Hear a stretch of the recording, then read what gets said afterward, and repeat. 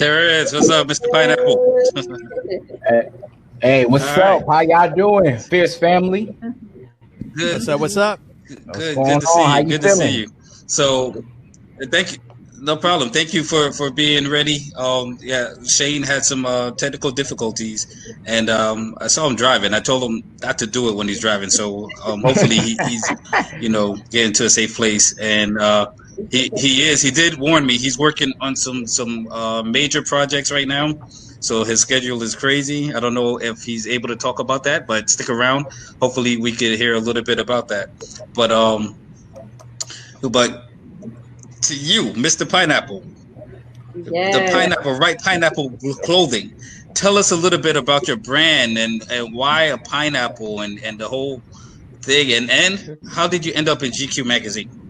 Sure. All right, I'll give you a little bit of background about me. My name is Terrance Ramses. I'm originally from New Brunswick, New Jersey, with a Caribbean background, the U.S. Virgin Islands and Puerto Rico. I graduated from Bethune-Cookman University in Daytona Beach. Yep.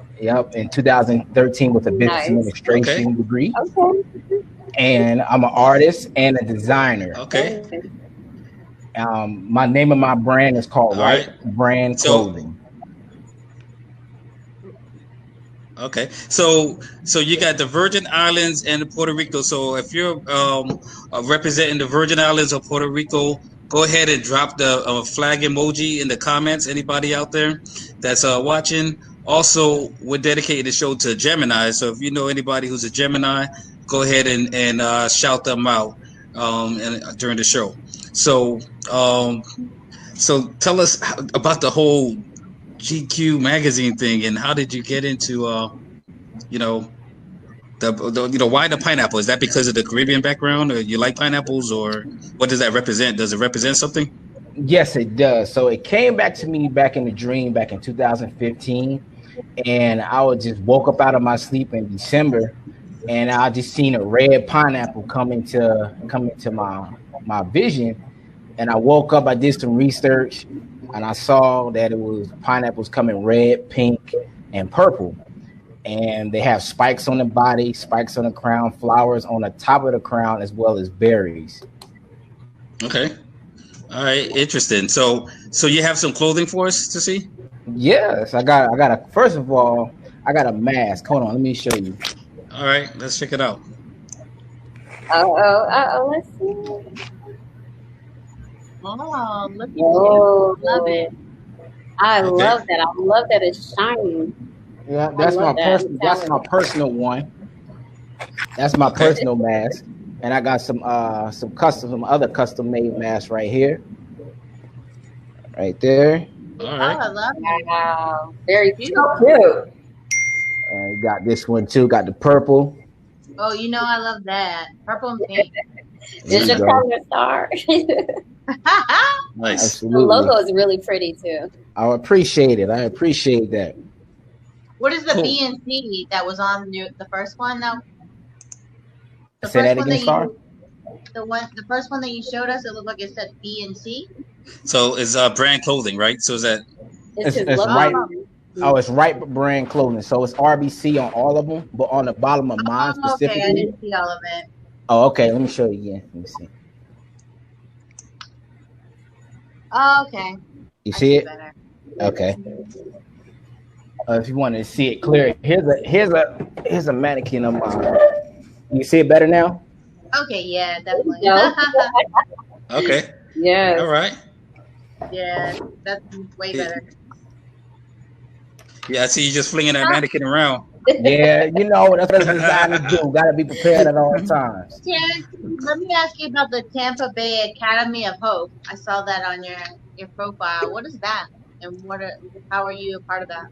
So what happened was I was just posting like just different community events in the Tampa Bay area when I first moved out here, and this lady named Lisa McCladen hit me up on Facebook Messenger, and she was like, "Hey, I was looking at your profile. Your profile looks clean, looks professional, and I've done a little bit of research on you. You seem like a good guy that would be a great mentor for some at-risk youth in the community." And then I said, yes, I don't have no problem mentoring some teenagers in the community. So I had a mentee named Darius I got paired with back in July of 2018. And I've had a relationship with them since. So I just been keeping them out of trouble, having them at vending events with me and taking pictures with them.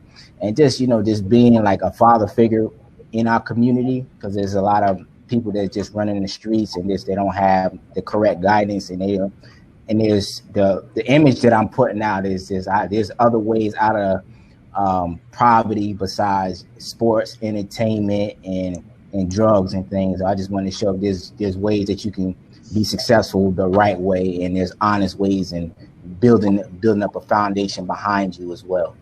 So that's real deep right there. And you have, just like Michaela, you've been through some adversity too. You shared a little bit about that with me. I don't know if you feel comfortable sharing that, but sure. The last couple months, well, not just the end of last month, right? Was it? Yeah. Last year, the end of last year. End of last year. Yeah. So tell us a little bit about that. Sure. So it was a situation last year where I hit a real hard patch. I'm also a full-time father. One son, he's 8, about to turn 9 in 2 months. Last year, I just hit some hard times financially, and I had a lack of babysitting. So it was one night, me and my son was actually homeless, and I end up having to leave him home by himself in an apartment to go get some stuff out of storage. And what happened was I told him to lock the door. He locked the door. And, I was on the phone with one of my models. I banged on the door, went downstairs. Long story short, just to rest up a little bit. I guess my son had came out the house looking for me. I was on the property when all this stuff happened. And, I got a couple of calls from some weird numbers, like an 813 number. And I finally responded to the number. I was like, yeah, who is this? I'm like, is this Terrance? I'm like, this is Terrance. He was like, this is the sheriff's department that we had your son. And then I had to go get my stuff. I went to the sheriff's department, went to the deputies. They interviewed me and asked me what happened. At first, I gave them a crazy story, because I was like kind of shamed in the situation that I was already in. And then, I finally told them, listen, I'm homeless. This is some things that I've been facing with. I hit a hard patch because I had a lack of babysitting at the time. And I just was, in a real bad situation. Like one of the other deputies that was in the corner, he understood my situation. He was an older guy. And I guess the deputy that was he interviewed me 4 times. And then what happened was he still didn't believe me on my story. And long story short, I went to jail for 2 days. I went to jail. I got a felony on my record for child neglect. It was a crazy situation at that time. So last summer was like a real tough situation. I overcame the situation. I beat the case, and I was temporarily separated from my son for a little while, and just in the process of just getting reunified with him right now. So that's just a little overview of some of my testimony, everything that I went through. And when I started fasting, getting closer to God, and it's just like everything just hit me simultaneously. I'm talking about I lost my place, I lost my car, I lost money, and I lost my son all in one fast, wow. 21-day fast, and trying to build this clothing brand at the same time. It's just been tough. Wow.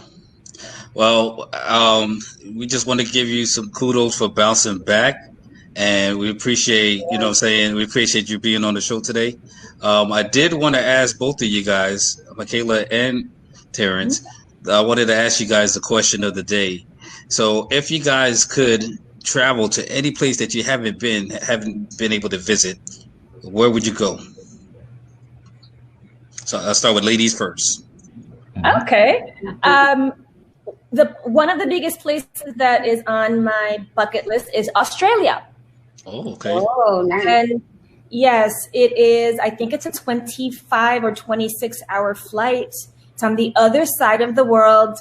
And the reason why I got interested in Australia is because in the last 2 years, I've had 2 clients coaching clients, one from Sydney and one from Melbourne, or they say Melbourne.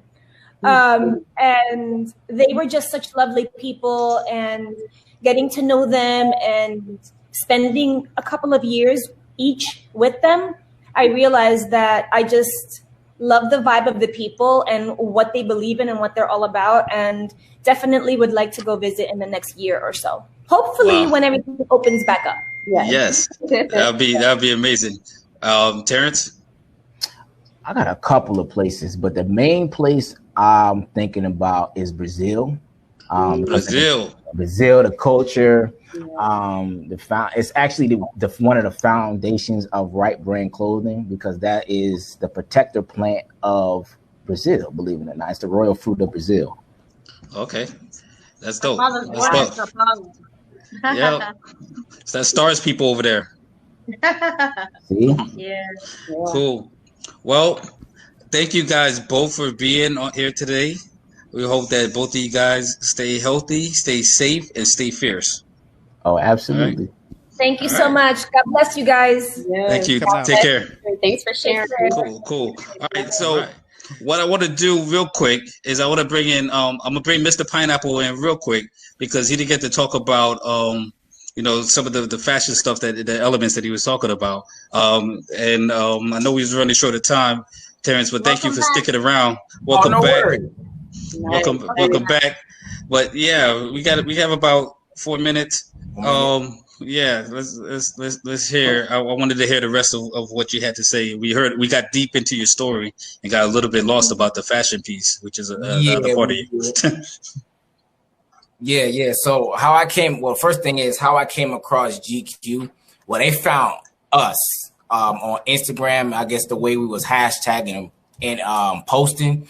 And at first, I thought it was a scam, because I was like, "What are the odds of that?" I'm sitting there saying, "How did an agency in Great Britain find a small brand right here in Tampa, Florida?" They said, "Well, we've been doing some research on you, and we just felt like you was a luxury brand or fit the description of the stories that we would like to tell in our magazine." So at first, I added the lady on LinkedIn for verification. She accepted it.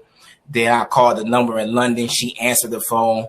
And then after that, we just been featured since. That's amazing. That's an amazing story, man.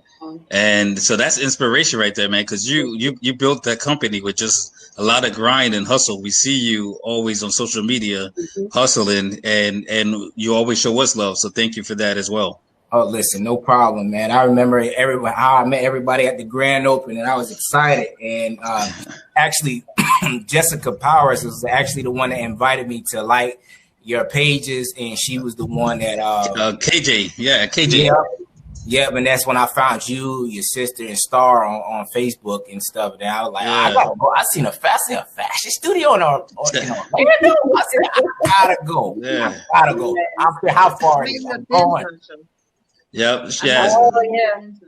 Yep. So shout out to Kelly for that introduction, and shout out to you, man, for your hustle. And we hope you and your son continue to stay safe, healthy, and fierce. All right, brother.